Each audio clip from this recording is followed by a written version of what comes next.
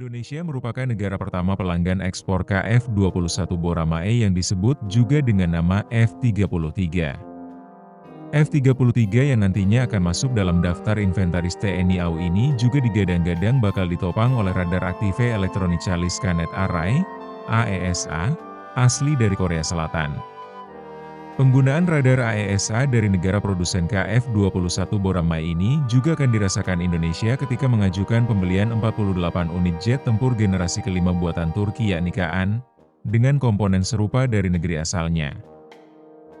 Perkembangan mengenai kelanjutan kerja sama pengembangan KF-21 Boramae antara Indonesia dan Korea Selatan kini telah kembali harmonis setelah sempat mengalami ketegangan dalam beberapa tahun terakhir.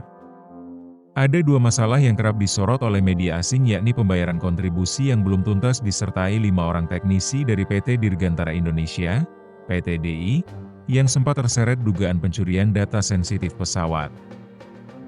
Dan di awal Juni 2025 lalu, teknisi PT DI terkait dinyatakan sama sekali tidak terbukti bersalah atas tuduhan tersebut dan mereka pun telah diperbolehkan pulang ke tanah air. Tak lama setelahnya, Indo Defense 2024 menjadi momentum ditandatanganinya revisi atas klausul proyek KF-21 Boramae terutama mengenai nominal kontribusi dan jatuh tempo. Dilansir zonajakarta.com dari artikel berjudul, Korea, Indonesia finalize deal to cut Jakarta as payments for KF-21 fighter jet project yang dimuat oleh laman Korea Times pada 13 Juni 2025, Defense Acquisition Program Administration, DAPA. Setuju atas pengurangan biaya yang harus dibayarkan Indonesia melalui Kementerian Pertahanan, Kemhan, RI dari angka 1,6 triliun won menjadi 600 miliar won, tersisa 200 miliar won yang belum disetor. Kemudian jatuh tempo untuk pembayaran angsurannya diperpanjang dari semula 2026 menjadi 2034. Setelah disepakatinya revisi pembayaran KF-21 Boramae, PT Dirgantara Indonesia, PT DI, dipastikan memperoleh lisensi untuk memproduksi sebanyak 48 unit inventaris khusus TNI AU di dalam negeri dengan nama F-33. Produksi massal tersebut rencananya akan mulai dilaksanakan pada tahun 2026 mendatang. Bahkan hanggar produksinya juga telah disiapkan sejak beberapa bulan sebelum Indo Defense 2024 diselenggarakan. Pengamat militer asal Turki bernama Dr. Hussein mengungkapkan bahwa diberikannya hak kepada PT DI untuk memproduksi PT DI bukan hanya menguntungkan Indonesia saja, tetapi juga Korea Selatan melalui Korea Aerospace Industries, KAI, bakal ikut diuntungkan terutama dari sisi reputasi.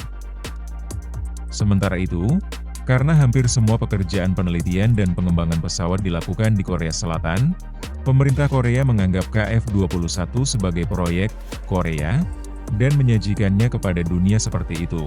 Ujar Dr. Hussein dikutip dari laman strasam.org edisi 18 Maret 2024 dalam artikelnya yang berjudul, Guni Korea KF-21 Savas One Technology Leri Al-Molabilirmi.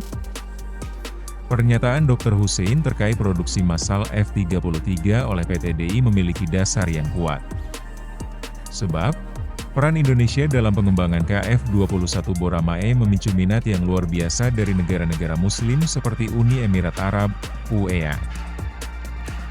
Menurut pemberitaan laman The Defense Post melalui artikel berjudul, UASing's KF-21 Boramae Fighter Cooperation Deal with South Korea, yang dimuat pada 22 April 2025, Kepala Staf Angkatan Udara Republik Korea, Rokaf, Lee Yang-soo dan Mayor Jenderal Angkatan Udara UEA, UAE, Rashid Mohammed Al-Samsi menandatangani sebuah Letter of Intent, LOI, untuk bisa bekerja sama terkait proyek pesawat tersebut.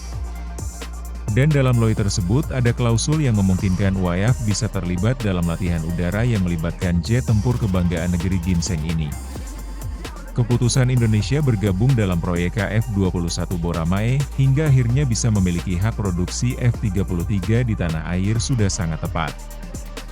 Sebab rencananya, produk terbaru KAI ini bakal dilengkapi dengan radar AESA asli buatan Korea Selatan. Keberadaan radar AESA sangat penting karena berpengaruh besar pada kesadaran situasional pilot. Memang sampai dengan saat ini, belum ada nama resmi mengenai komponen tersebut. Namun dalam sejumlah pemberitaan yang beredar, Hanwha Systems menjadi perusahaan yang rencananya bakal memasok perangkat avionik super penting ini.